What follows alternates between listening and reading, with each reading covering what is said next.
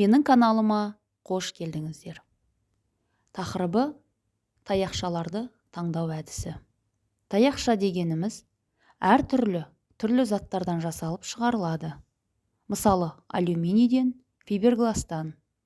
Ол иілгіш мықты материалдан жасалады. Ұшында резина ұстағыш, бір ұшында жерге тиетін жағына пластмасса қойылады. Бүктеліп жиналатын түрі де бар. Барлық таяқшаның мақсаты бір. Сыртқа шықпас бұрын үйренетін бірінші нәрсе таяқты дұрыс таңдай білу керек.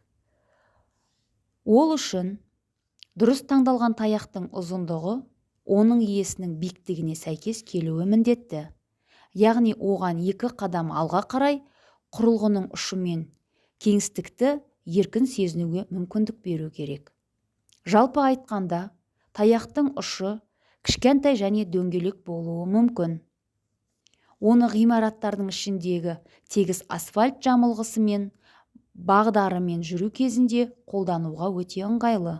Және үлкен роликті, үлкен айналмалы шар түрінде.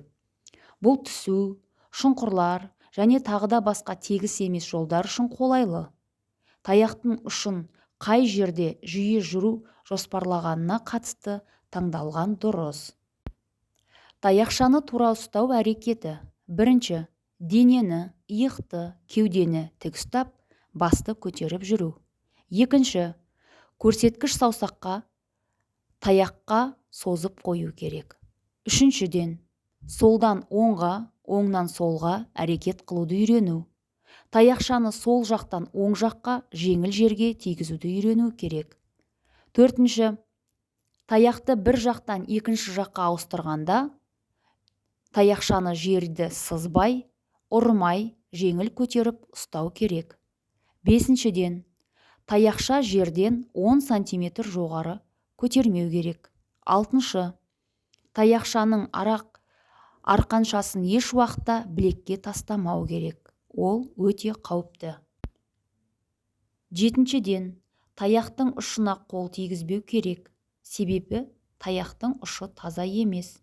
Сегізінші, таяқты адамдар көп жиналған жерде қалдыруға болмайды.